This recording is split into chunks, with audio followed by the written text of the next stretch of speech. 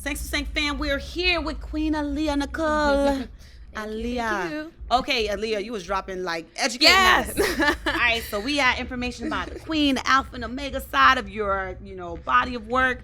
Let's talk about it. So yes, 7 tracks each. It's my favorite number. 7. Yeah.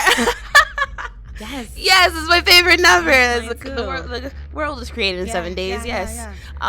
Also, it's my classical R&B project. I wanted it to really define all the sounds that I am, and just dive into what I represent as far as musicality, lyricism, because I write all my own music. There is one track that I did collab with another writer. She did write half the song for me, but everything else is written by me.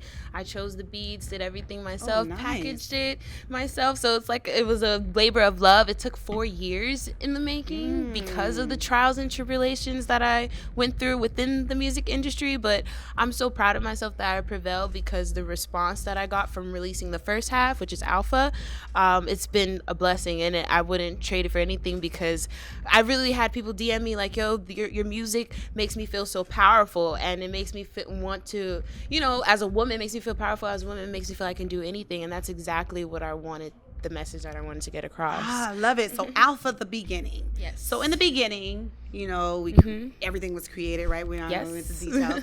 So how was it that, because I heard a little piece that you said you had trials and tribulations, and that caused, the flow of things, right? Yes. So what is it that you did to overcome those obstacles? And I don't want to get into details as far as what happened, because we all know that behind the scenes, things happen. Yeah, especially not so pretty, right? As a female, and a black female at that, because everybody expects you to make, for lack of a better word, pussy pop music, and or talk about sex, or like just be stuck on a topic that it gets really mundane for me.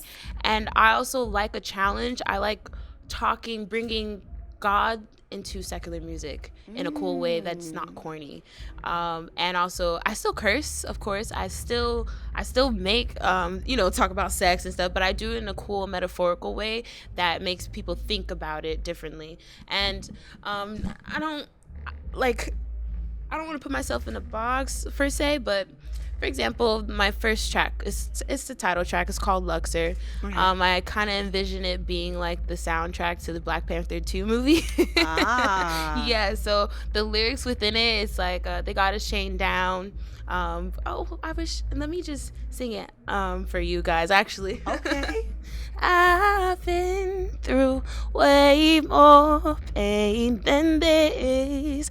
Light it up, say it loud, let us move to the peace. In peace, my sister. You've been through way more pain than this. Hand in hand, say it loud, let us move to the peace. In peace, my brother. Okay. Nice. Okay. Yes.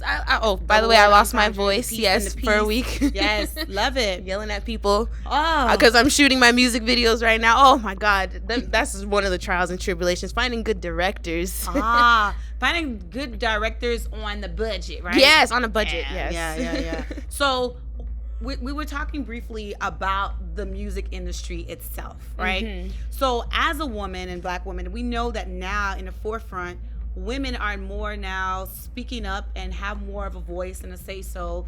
I don't want to bring anybody personal issues up, but some women unfortunately they try to silence women in so many ways, right? We know that there's a rapper that unfortunately she's going under some situations with a said rapper who basically lied, and now he's being charged. What do you say about women and their voice in the industry? To touch base on that, when things happen to you, positive or negative, it's always good to have an outlet, as women, to release that emotion that you're feeling, because you don't want to say or do anything out of emotion, because that usually gets people in trouble. And you've seen it so many times where you break down, i.e., I don't want to bring in Britney Spears, for example. Okay. Or Kelly Rowland, but she kept it to herself, and she put it in her project. Right. No one knew that she was in an abusive relationship and all this other stuff that was going on behind the scenes. So I think when you're able to internalize that, reflect, and find a way to release it positively, it speaks so much more to your character as a person, male or female. Because at the end of the day, God gives us free will. For those who don't believe in God, the universe gives us free will.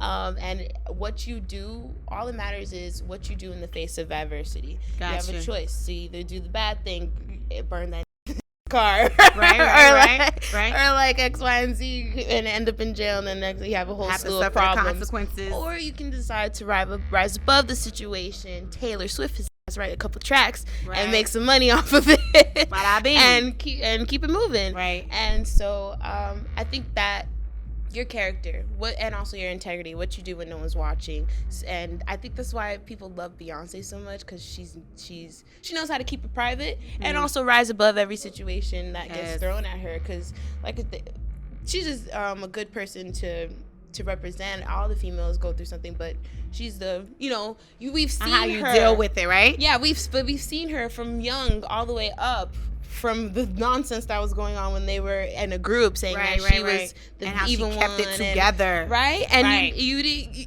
the normal person would be like, no, snapping back, especially if we have social media and that's now. Why our team, exactly, the people you keep are very, very important. Exactly. Seg2 family, we'll be right back with more from AALIYAH Nicole. That's my next thing to say. Keeping your family. I keep my family.